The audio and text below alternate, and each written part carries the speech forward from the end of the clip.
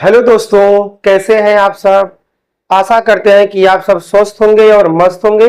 और आइए आज आप सीखिए class 11th math chapter first समुच्चय अर्थात सेट्स के बारे में। तो आइए आज आप सीखिए सेट्स क्या होता है, समुच्चय किसे कहते हैं। तो सबसे पहले आप सब लोग हमें ये बताइए कि क्या आपने कभी गुच्छा, समूह, झुंड, टोली का नाम सुना है। यदि आप सुना है तो आप लोग बताइए पहली बार आपने गुच्छा, समूह, टोली, झुंड, दल कब सुना था। और आप बताइए इन शब्दों को हम संक्षेप में कह क्या सकते हैं। तो जो शब्दों को मैंने अभी आपको बताया ये सभी शब्द जो है समूहवाचक शब्द हैं। ठीक है, तो आपने समूहवाचक शब्दों जैसे झुंड, गुच्छा, टोली, दल, ठीक है, ये या उसको मंडली भी कहते हैं, आपने सुना होगा, समझा होगा। तो व्यवहारिक रूप में आप अपने आसपास परिवेश में इन सारे शब्दों को आपने सीखा है। तो मैथमेटिक्स में इन्हीं शब्दों को ही हम सेट्स यानी समुच्चय कहते हैं। ठीक है ना, झुंड, समूह, टोली को ही मैथमेटिक्स में क्या कहते हैं, हम समुच्चय कहते हैं। तो आज आप इसी के बारे में एकदम डिटेल में सीखने वाले हैं। और ये जो है मैथ जो है क्लास 11th का फर्स्ट चैप्टर जो फर्स्ट मैथ है, चैप्टर 1 जो है, ये क्लास 12 में भी आपको सीखने को मिलेगा। इसी का जो है एक दूसरा बदला हुआ रूप, नया रूप मिलेगा। चैप्टर 1 और चैप्टर 2 सेट से संबंधित है, समुच्चय से संबंधित है। और क्लास 12 में आपको पहला जो है चैप्टर रिलेशन एंड फंक्शन, संबंध और फलन, इसी से संबंधित सीखने को मिलेगा। तो इसलिए आप लोग ये चैप्टर 1 को बढ़िया से सुनिए, देखिए, सीखिए और सवालों को खूब बम्पर ढंग से लगाइए, अच्छे से लगाइए। ठीक है, तो सबसे पहले हम बात करते हैं समुच्चय। ठीक है, समुच्चय कहते किसे, जैसा कि मैंने आपको बताया है, आप सभी अपने आसपास परिवेश में उन शब्दों को सुने होंगे जिनसे समूह का बोध होता है। ठीक है, तो जिन शब्दों से समूह का बोध होता है वही तो होते हैं समुच्चय। जिन शब्दों से समूह का बोध होता है उसे ही कहते हैं समुच्चय। ठीक है, किसमें कहते हैं, मैथ में कहते हैं। ठीक है, आप इसको जरूर गौर करिएगा इस बात पर। तो समुच्चय किसे कहते हैं, समुच्चय को इंग्लिश में हम बोलते हैं सेट। आप इसको सेट्स भी लिख सकते हैं, लेकिन हमने यहां पर इसको सेट नाम दिया है, सेट ही लिखा है। तो अब आप समझिए कि समुच्चय किसे कहते हैं। तो सबसे पहले हम बात करेंगे इसकी डिफिनीशन को इंग्लिश में लिखते हैं। आप ध्यान दीजिएगा क्या बोलेंगे, यह है set is well defined, set is well defined collection of object, set is well defined collection of object।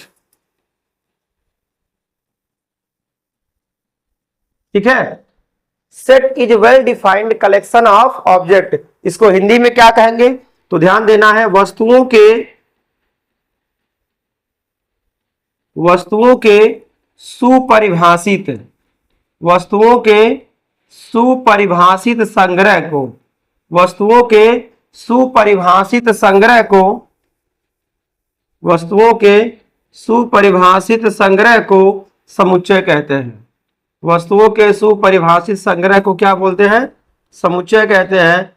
ये है शॉर्टकट में समुच्चय की डिफिनीशन।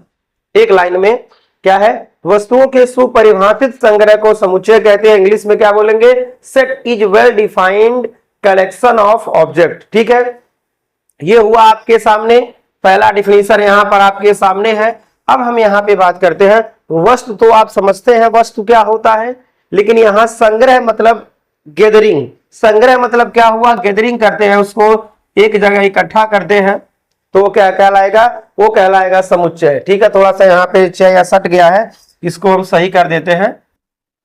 ठीक है, ये थोड़ा सट गया है तो इसको सटाना नहीं है, इसको थोड़ा सा हटाना है, ऐसे रहेगा। ठीक है, चलिए, लिखते समय तो गड़बड़ी होना तय है।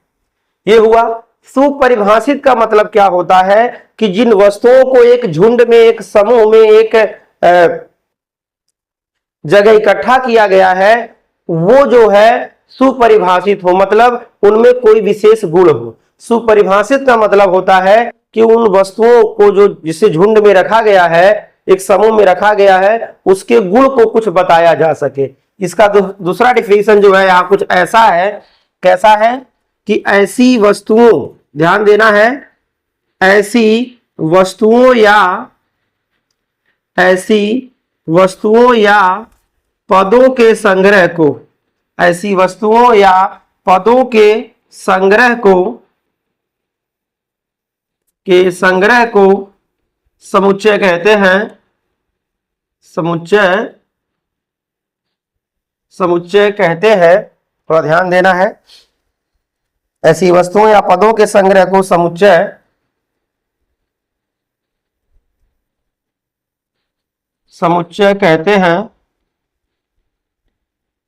कहते हैं जिसमें कोई विशेष गुण हो। जिसमें क्या हो? जिसमें कोई विशेष गुण हो। जिसमें कोई विशेष गुण हो। ठीक है, ध्यान देना है। ऐसी वस्तुओं या पदों के संग्रह को समुच्चय कहते हैं जिसमें कोई विशेष गुण हो, अर्थात एक विशेष गुण वाले वस्तुओं या पदों के संग्रह को समुच्चय कहते हैं। अर्थात एक समान गुण वाले, एक विशेष गुण वाले यदि वस्तुओं को या पदों को अगर हम एक जगह इकट्ठा कर देते हैं तो उसी को ही क्या बोलते हैं? उसी को बोलते हैं सेट बोलते हैं, यानी समुच्चय बोलते हैं। ठीक है, अब हम बात करते हैं समुच्चय सिद्धांत का सूत्रपात किसने किया। किसने समुच्चय के बारे में सवालों को हल करने का सिद्धांत दिया, समुच्चय के बारे में किसने कुछ खोजा? तो ध्यान देना है, समुच्चय सिद्धांत का सूत्रपात है। ध्यान देना है, समुच्चय सिद्धांत का सूत्रपात, समुच्चय सिद्धांत का सूत्रपात मतलब शुरुआत, नियम कानून। तो समुच्चय सिद्धांत का सूत्रपात किसने दिया? जर्मन गणितज्ञ। सूत्रपात जर्मन गणितज्ञ जॉर्ज कैंटर ने दिया। किसने दिया? जॉर्ज कैंटर ने दिया। जॉर्ज कैंटर ने दिया। ये कब दिया? तो 17वीं से 18वीं शताब्दी में, 17वीं या 18वीं शताब्दी में आप कह सकते हैं, दोनों के बीच में इन्होंने समुच्चय सिद्धांत का सूत्रपात किया। समुच्चय की शुरुआत इन्होंने की। किसने? जर्मन गणितज्ञ जॉर्ज कैंटर ने दिया या किया, कह सकते हैं, कोई दिक्कत नहीं है। तो इस प्रकार आपको कुछ समझ में आया समुच्चय क्या होता है। तो यदि हम समान गुण वाले, ठीक है, वस्तुओं या पदों को अगर हम एक जगह एकत्रित करते हैं, एक जगह रखते हैं, तो उसी संग्रह को क्या बोलेंगे? हम समुच्चय कहते हैं। समुच्चय सिद्धांत का सूत्रपात जर्मन गणितज्ञ जॉर्ज कैंटर ने दिया। ठीक है, इतना आपको मैंने बताया और आपने समझा। अब बात आती है कि समुच्चय जो है की आवश्यकता क्यों पड़ी। तो देखिए, अगर एक ही गुण जैसे एक ही विशेषता वाले अगर कई पदार्थ हैं तो सबका अलग अलग नाम लेने की बजाय उस समूह के एक गुण का अगर हम नाम ले लेंगे तो उसके बारे में पूरा हो जाएगा। जैसे अगर आपके विद्यालय में मान लीजिए 50 या 100 लड़के हैं, ठीक है, 100 लड़के हैं, और कौन से लड़के हैं? वो 100 लड़के अगर एक ही क्लास के हैं तो अब अलग अलग उनका नाम लेकर कहेंगे तो नहीं सही है। आप कह सकते हैं क्लास 11th के बच्चे, क्लास 12th के बच्चे अगर एक एक क्लास के अलग अलग है तो नाम दे सकते हैं। ठीक है, अगर मान लीजिए 1 से लेकर के 12 तक के विद्यार्थी प्रांगण में बैठे हुए हैं, ठीक है, और मान लीजिए 50 बच्चों को बुलाना चाहे कोई अध्यापक कुछ व्यवस्था कराने के लिए, ठीक है, तो उसमें बोला जाएगा, अलग अलग नाम दिया जाए, बच्चे ये आ जाओ, वो आ जाओ, या उसके स्थान पर एक ही क्लास के कुछ बच्चों को बोल दिया जाए कि क्लास 11 के 50 बच्चे निकलकर, जो आगे बैठे हैं 50 बच्चे या 50 बच्चे, पीछे से 50 बच्चे निकलकर सामने आ जाएं, तो आराम से क्लास 11th वहां बोला गया। 11th क्लास 11th क्या हो गया?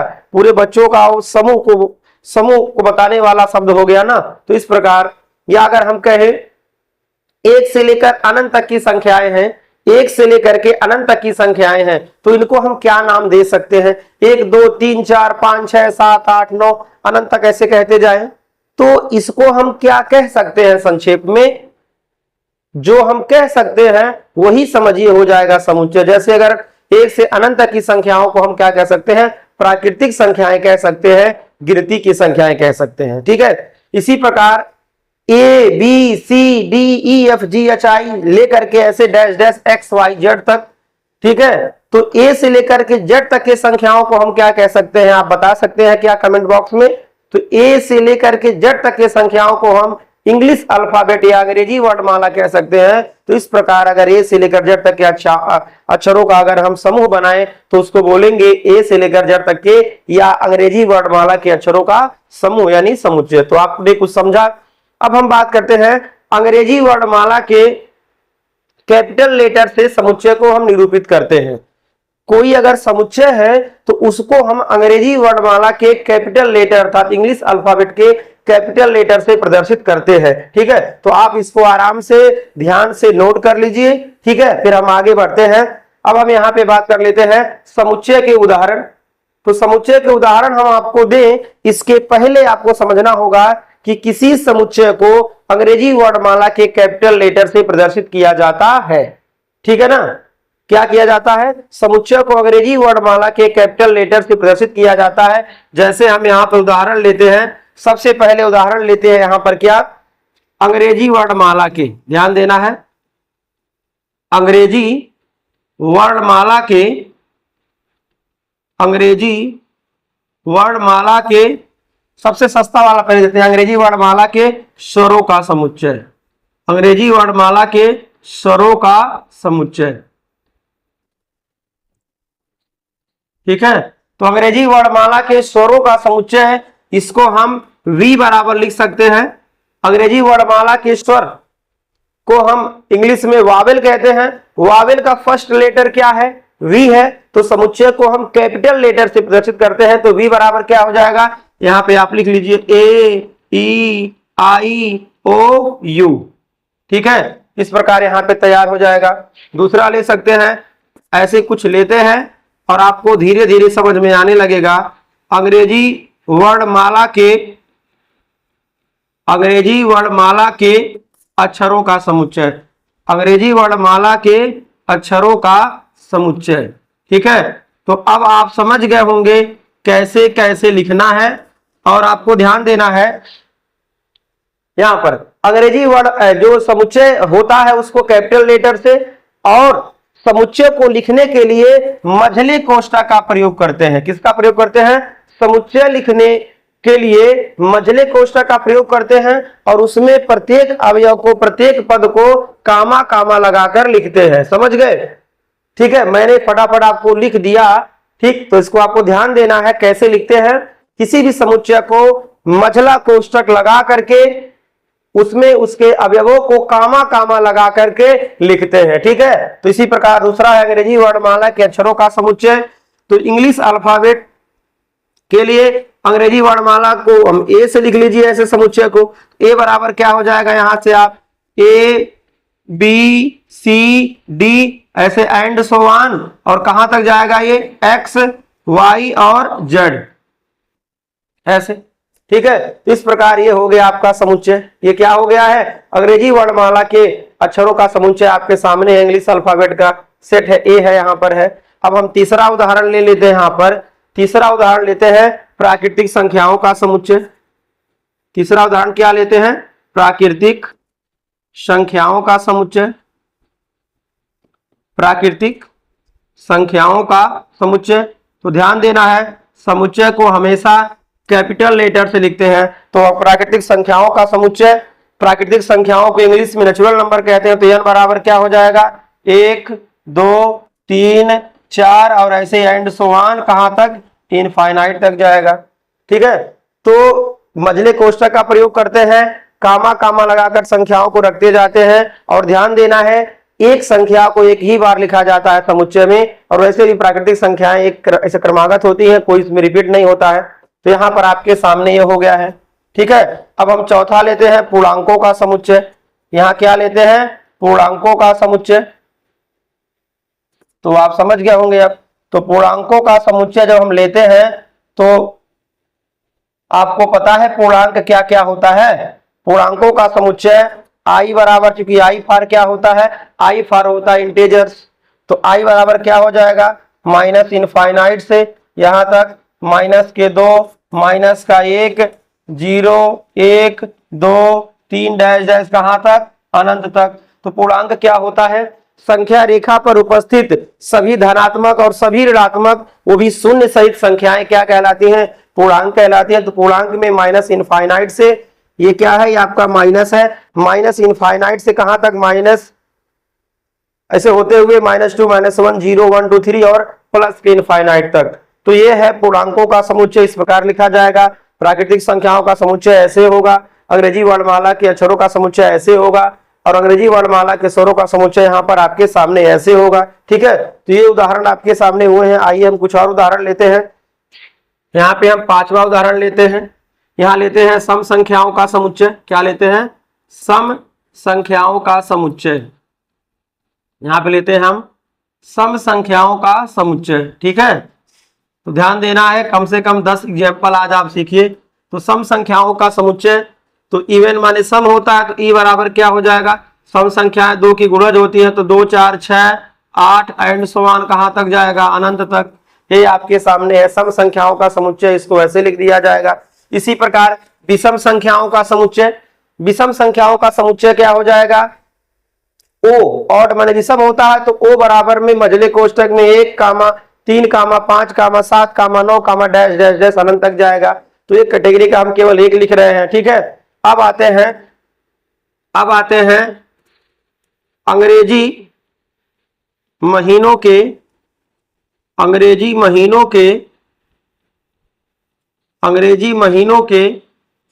नामों का समुच्चय, अंग्रेजी महीनों के नामों का समुच्चय। तो इस प्रकार अंग्रेजी महीना के नाम आप क्या करिए, मझले कोष्टक में रख दीजिए, अंग्रेजी महीनों के नामों का समुच्चय। ठीक है, तो मंथ का नाम आप लिख दीजिए एम बराबर में।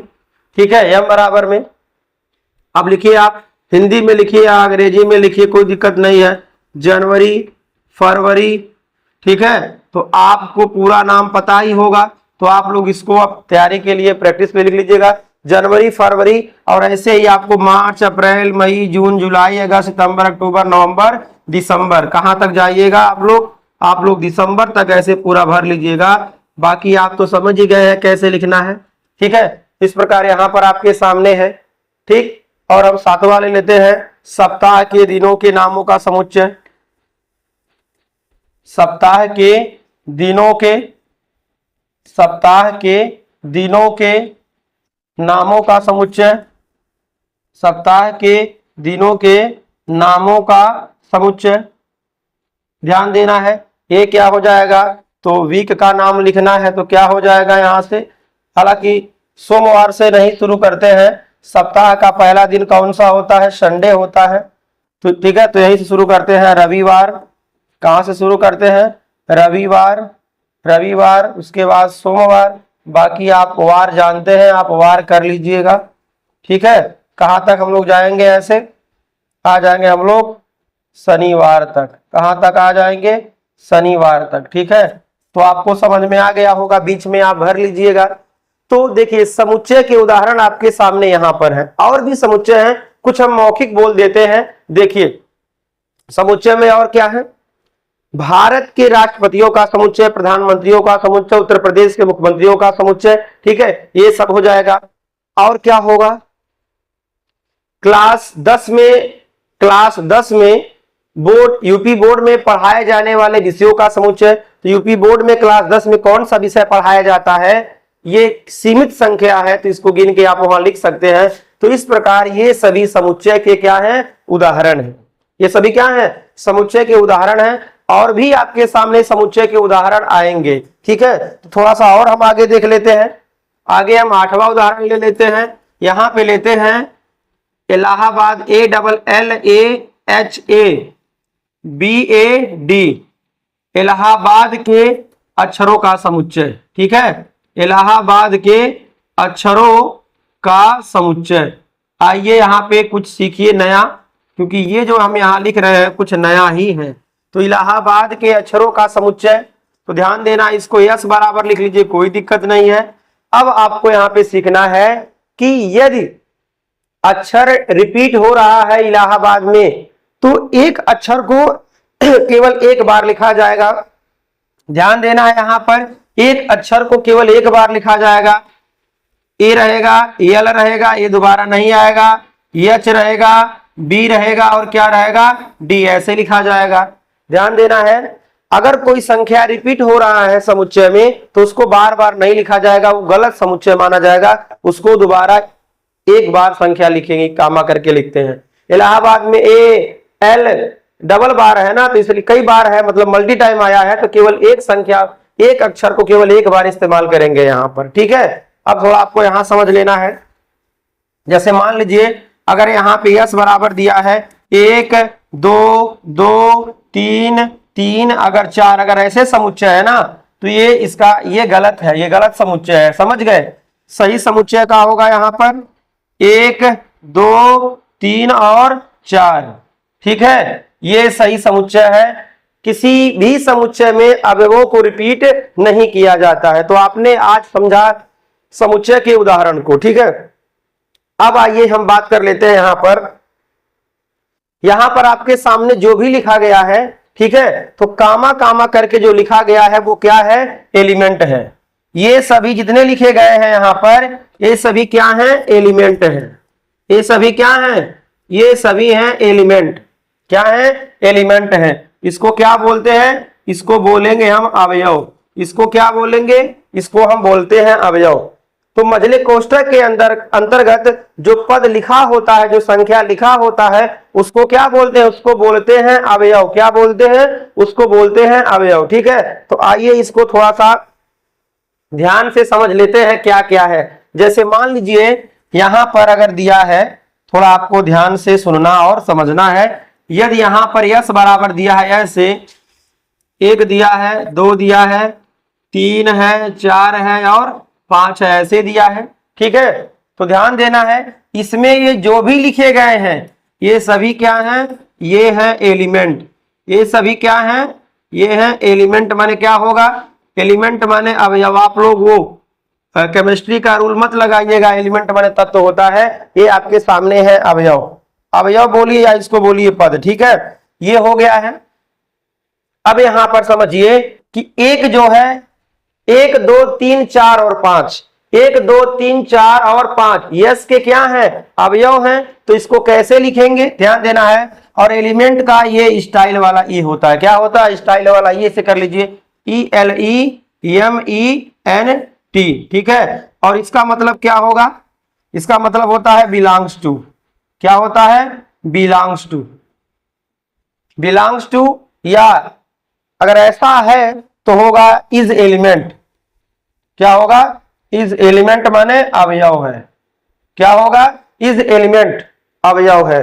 दोनों इसका मतलब होता है, ये और यहां पर ये। ठीक है, आइए थोड़ा एग्जांपल ले लेते हैं। यहां पर एग्जांपल इसको ले लेते हैं। ठीक है, एग्जांपल के थ्रू समझते हैं। ध्यान देना है, यहां पर देखिए एक क्या है, यस का अवयव है ना, तो इसको लिखेंगे 1 is element of yes, 1 is element of S. क्या पढ़ेंगे इसको, ध्यान देना पढ़ेंगे, 1 is element, 1 is element of yes. इसको ऐसे पढ़ेंगे, या पढ़ सकते हैं 1 इज बिलोंग्स टू, कर लीजिए 1 इज, ये देखिए इज लगाएंगे यहां, 1 इज बिलोंग टू, ऐसे कर लीजिए, कोई दिक्कत नहीं है। कहा आपको यहां ग्रामर को फॉलो करना है। 1 इज बिलोंग्स टू यस। ठीक है, ये इस प्रकार आप इसको कह सकते हैं, या तो आप इसको ऐसे कहिए या तो आप इसको ऐसे कह लीजिए। ठीक है, और इसी प्रकार आपको पूरा लिख लेना है।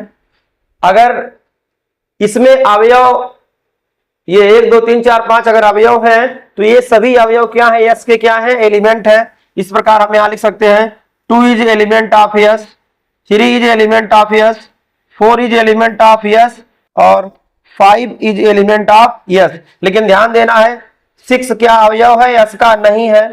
7 is not element of yes, 8 is not element of yes, 9 is not element of yes. ठीक है, ऐसा लिखा है तो क्या पढ़ेंगे, इज नॉट एलिमेंट ऑफ। यहां लिख देता हूं अगर ऐसे है तो क्या बोलेंगे, इसको बोलेंगे इज नॉट, क्या बोलेंगे, is not element of, is not element of, ठीक है। और इसके बाद जो लिखा होगा उसी का अवयव नहीं है, तो आपने समझा इसको कि अगर कोई अवयव किसी का समुच्चय का अवयव है तो उसका निरूपण कैसे होगा, ऐसे होगा, मतलब उसको प्रदर्शित करते हैं। अगर नहीं है तो किससे दर्शाएंगे, इज नॉट एलिमेंट ऑफ, ऐसी इस प्रकार से सिंबल से उसको हम दर्शाते हैं। तो अभ्यास में पहला क्वेश्चन आपको ऐसे ही भरने के लिए आएगा, अवयव है तो ये भरेंगे, अगर किसी का अवयव है, कोई अवयव किसी के समुच्चय में है तो उसके लिए ये भरेंगे, और नहीं है तो इस प्रकार भर देंगे, ठीक है। तो इस प्रकार पहला क्वेश्चन आपका आराम से लग जाएगा, ठीक है। आइए अब हम बढ़ते हैं अगले टॉपिक की ओर। अब आपके लिए अगला टॉपिक है समुच्चय निरूपण की विधियां, ठीक है। तो समुच्चय को प्रदर्शित कैसे किया जाता है, तो समुच्चय निरूपण की दो विधियां हैं। समुच्चय निरूपण की कितनी विधियां हैं, तो समुच्चय निरूपण की दो विधियां हैं, ठीक है। पहला है रोस्टर या तालिका विधि, पहला है रोस्टर या तालिका विधि, पहला क्या है, रोस्टर या तालिका विधि, ठीक है।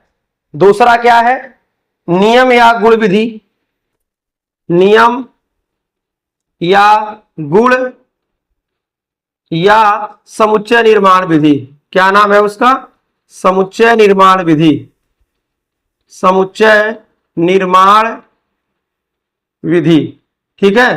तो इसको आप ध्यान से समझ लीजिए क्या होता है। तो समुच्चय निरूपण की दो विधियां हैं, पहला है रोस्टर या तालिका विधि, दूसरा है नियम गुण या समुच्चय निर्माण विधि, ठीक है। तो आइए समझ लेते हैं इसमें कैसे इसको लिखा जाएगा, ठीक है। इसमें कैसे लिखा जाता है आप इसको जरा ध्यान से समझ लीजिए। देखिए, रोस्टर या तालिका विधि में हम समुच्चय लिखने के लिए मझले कोष्ठक का प्रयोग करते हैं। रोस्टर या तालिका विधि में मझले कोष्ठक का प्रयोग करते हैं और अवयवों को कामा कामा लगाकर लिखते हैं, ठीक है। रोस्टर या तालिका विधि में मझले कोष्ठक का प्रयोग करते हैं और अवयवों को कामा कामा लगाकर लिखते हैं, जबकि नियम गुण या समुच्चय निर्माण विधि में, नियम गुण या समुच्चय निर्माण विधि में हम मझले कोष्ठक का प्रयोग करते हैं, लेकिन इसमें कामा कामा का प्रयोग नहीं करते हैं, सच दैट का प्रयोग करते हैं, और जो समुच्चय का गुण है उस गुण को इसमें मेंशन कर देते हैं। तो आइए उदाहरण समझते हैं, उदाहरण से इसको समझते हैं, उदाहरण के द्वारा बढ़िया से आपको आ जाएगा। तो पहला एग्जांपल लेते हैं, थोड़ा इसको हिंदी में समझिए। पहले हिंदी में एक वाक्य लेते हैं, उस वाक्य को आपको दो तरह से यहाँ पे बताते हैं। जैसे हम सबसे पहले क्या लेते हैं, यहाँ पर जो हम वहां एग्जाम्पल लिए थे स्वरों का समुच्चय वही पे यहाँ लेते हैं। तो यहाँ लेते हैं वी बराबर अंग्रेजी वर्णमाला के स्वरों का समुच्चय, ये क्या है, अंग्रेजी वर्णमाला के स्वरों का समुच्चय है, ठीक है। इसमें हम लेते हैं तो वी बराबर क्या हो जाएगा, यहाँ पर ए ई आई ओ यू, ठीक है। तो रोस्टर या तालिका विधि में मझले कोष्ठक का प्रयोग करते हैं और कामा कामा लगाकर अवयव को रख देते हैं। ये हो गया है रोस्टर या तालिका विधि से अंग्रेजी वर्णमाला के स्वरों का समुच्चय, ठीक है। और यहीं पर इसी को अगर हम नियम विधि से लिखते हैं तो कैसे लिखा जाएगा, नियम विधि में लिखने के लिए यही काम करते हैं। तो पता है v बराबर ही लिखेंगे, मझले कोष्ठक का ही प्रयोग करेंगे, v बराबर ही लिखेंगे, मझले कोष्ठक का ही प्रयोग करेंगे, लेकिन इसमें आप कामा कामा लगाकर नहीं लिखेंगे, बल्कि इसमें क्या कौन सा गुण है वही हम लिख देंगे। तो क्या लिखेंगे, ऐसे ध्यान देना है, इसको ऐसे लिखेंगे यक्स सच दैट, यक्स इसको पढ़ेंगे such that, x such that, x अंग्रेजी वर्णमाला का अक्षर है, क्या लिखेंगे हम, सॉरी अंग्रेजी वर्णमाला का, अंग्रेजी वर्णमाला का, अंग्रेजी वर्णमाला का स्वर है, अंग्रेजी वर्णमाला का क्या है, स्वर है, ठीक है। इस प्रकार इसको लिख देते हैं, या ऐसे लिख सकते हैं इसी को ऐसे ही, या इसको ऐसे भी लिख सकते हैं, v बराबर हो जाएगा एक्स सच दैट एक्स अंग्रेजी वर्णमाला का स्वर है, अंग्रेजी वर्णमाला का स्वर है, अंग्रेजी वर्णमाला का क्या है, स्वर है। इसको ऐसे लिख देते हैं, ठीक है। तो नियम गुण या समुच्चय निर्माण विधि में क्या करते हैं, जो अवयव इसमें दिया रहेगा उसका नाम आखिर क्या होगा वो क्या है उसके गुण को यहां पर ऐसे लिख देते हैं और सच दैट का प्रयोग करते हैं। एक्स सच दैट एक्स या एक्स सच दैट एक्स दो प्रकार से लिखते हैं। इस प्रकार आपको याद रखना है। अगर ऐसे लिखा है या ऐसे लिखा है तो दोनों का क्या नाम पढ़ेंगे, इसको हम पढ़ेंगे सच दैट। क्या पढ़ेंगे? Such that. इसका मतलब होता है ऐसा है कि। क्या है? ऐसा है कि। इसको क्या पढ़ेंगे? इसको पढ़ेंगे ऐसा है कि। ऐसा है कि ये पढ़ा जाएगा। ठीक है। अगर ऐसे विसर्ग वाला अगर चिन्ह है तो, या अगर ऐसे है तो क्या पढ़ेंगे? सच दैट, यानी ऐसा है कि। ठीक है। तो इस प्रकार यहां पर आपके सामने एक उदाहरण हुआ है। आइए हम दूसरा उदाहरण लेते हैं। दूसरा उदाहरण यहां पे लेते हैं, ध्यान से आपको सुनना और समझना है। यहां पे हम लेते हैं सम संख्याओं का समुच्चय। ठीक है। यहां पे लेते हैं हम ई बराबर में, यहां पर 2 4 6 8 डैश डैश डैश अनंत तक ये गया है। हम यहां पर सम संख्याओं का समुच्चय लेते हैं।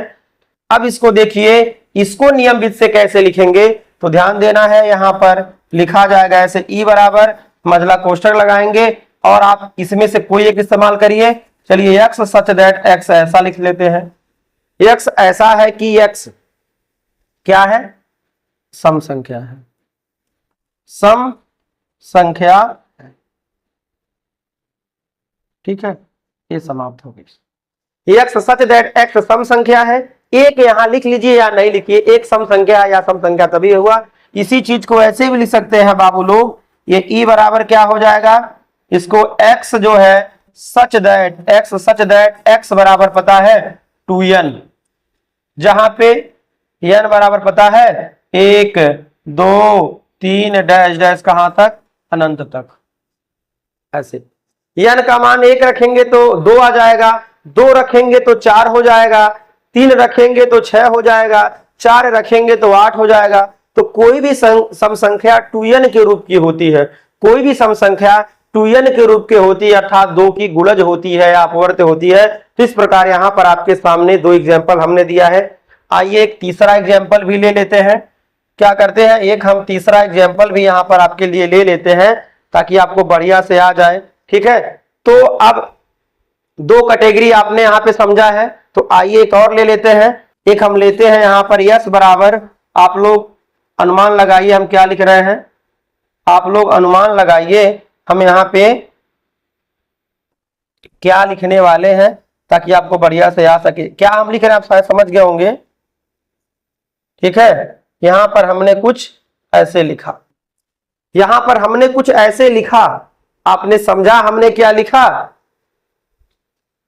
आइए देख लेते हैं। तो यहां पर तीसरा एग्जाम्पल क्या होगा, यस बराबर इस रूप में कैसे लिखेंगे, ध्यान देना है। हमने क्या लिखा, हमने 5 तक के संख्याओं का वर्ग लिखा।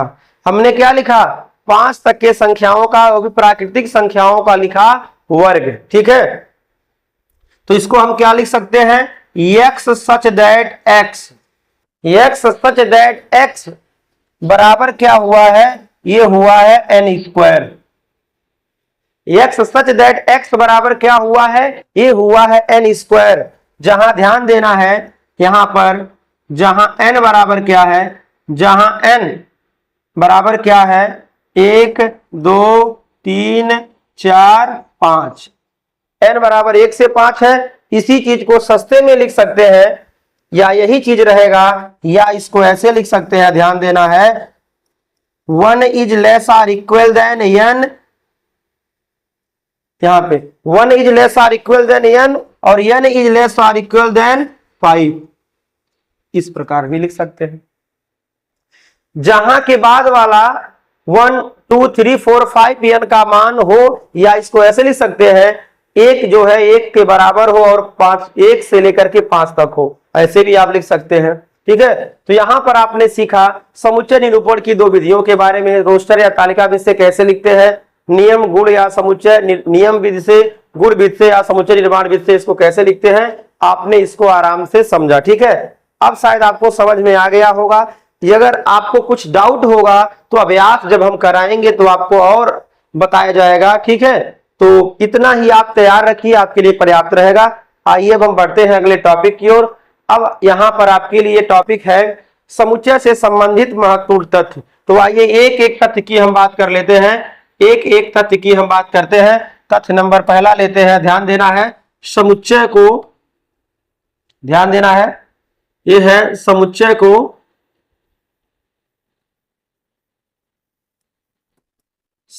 को अंग्रेजी वर्णमाला के, समुच्चय को अंग्रेजी वर्णमाला के, अंग्रेजी वर्णमाला के बड़े अक्षर से, बड़े अक्षर से प्रदर्शित करते हैं। ठीक है, प्रदर्शित करते हैं। हमने आपको बताया है, लेकिन आप लोग एक बार नोट के लिए तथ्य इसको तैयार रख लेना है। दूसरा है, ध्यान देना है, समुच्चय में, समुच्चय में कोई भी अवयव, समुच्चय में कोई भी अवयव, समुच्चय में कोई भी अवयव एक से अधिक बार नहीं लिखा जाता है। एक से अधिक बार, एक से अधिक बार नहीं लिखा जा सकता है, नहीं लिखा जाता है, नहीं लिखा जाता है। ठीक है, इसको आपको याद रखना है। तीसरा पॉइंट क्या है, इसको क्या बोलेंगे, ये है एलिमेंट, ये क्या है, ये है एलिमेंट, या इसको क्या बोलेंगे हम, अवयव। क्या बोलेंगे इसको, अवयव। और अगर इसको ऐसे काट दे तो ये क्या है, is not element, is not element, ये है अवयव नहीं। ठीक है, और थोड़ा जानकारी रख लीजिए, मझली कोष्ठक का तो प्रयोग करते ही हैं, क्या करते हैं, मझली कोष्ठक का प्रयोग करते हैं। और ध्यान देना है, यहां अगला पॉइंट है, जर्मन गणितज्ञ जॉर्ज कैटर ने, जर्मन गणितज्ञ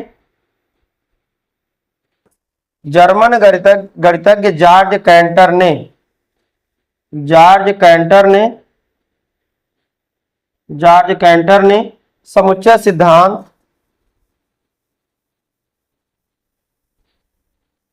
समुच्चय सिद्धांत का सूत्रपात किया, समुच्चय सिद्धांत का सूत्रपात किया, सूत्रपात किया। ठीक है, तो कितना आपके लिए फैक्ट हुआ है, पहला, दूसरा, तीसरा, चौथा और यहां पर है पांचवा। ठीक है, ये कुछ आपको समझना है, इतना आपको दिमाग में रखना है। और समुच्चय के अवयवों को कामा कामा लगाकर लिखा जाता है। मैंने आपको बताया है समुच्चय निरूपण की दो विधियां हैं, पहला है रोस्टर विधि या तालिका विधि, दूसरा है नियम विधि, गुण विधि या समुच्चय निर्माण विधि। ठीक है, तो पहले अभ्यास में आपको फिल करने को मिलेगा, ये वाला सिंबल फिल करें कि ये वाला सिंबल फिल करें, तो अगर अवयव होगा तो ये वाला, नहीं है तो ये वाला होगा। उसके बाद कहा जाएगा कि कौन समुच्चय है, तो जिसका संबंध मैथ से होगा, और ध्यान देना है मैथ से नहीं हो तभी होगा जिसको डिफाइन किया जा सके, जिसके गुण को लिखा जा सके, वो होगा समुच्चय। ठीक है, अब उसके बाद और क्या सवाल मिलेंगे आपको उसमें, तो दिया रहेगा रोस्टर विधि से, नियम विधि से लिखना रहेगा, फिर दिया रहेगा नियम विधि से, उसको रोस्टर विधि से लिखना रहेगा, और अंतिम जो प्रश्न रहेगा उसमें मैच करना रहेगा आपको नियम विधि से, नियम विधि वाले को रोस्टर से या रोस्टर वाले को नियम विधि से आपको मिलान करना रहेगा। तो आप आज जो भी हमने आपको बताया है आप इसको तैयार रखिए। अगर आपको कम ही समझ में आया है कोई बात नहीं है, हम आपको जब अभ्यास कराएंगे तो और बढ़िया से बताएंगे, क्योंकि तब तक आप इसको एक बार देख लिए होंगे, समझ लिए होंगे। ठीक है, और कुछ जो डाउट रह जाएगा वो अगले सेशन में अर्थात अगले वीडियो लेक्चर में वो आउट हो जाएगा आपके माइंड से। तो आज के लिए बस इतना ही। Thanks for watching my video. यदि आपको हमारा वीडियो अच्छा लगा हो तो आप लोग लाइक करिए और वीडियो को क्या करिए, शेयर भी करिए, अपने सभी दोस्तों तक इसको शेयर करिए और हमें भी सपोर्ट करिए, क्योंकि हम भी अभी न्यू ही स्टार्ट कर रहे हैं। ठीक है, तो आप लोग अपना प्यार बरसाते रहिए हम पर, क्या करके, लाइक और कमेंट और शेयर करके, और हम भी आप पर प्यार बरसाते रहेंगे आपको मैथ का ज्ञान दे करके। ठीक है, तो बाय बाय, टाटा।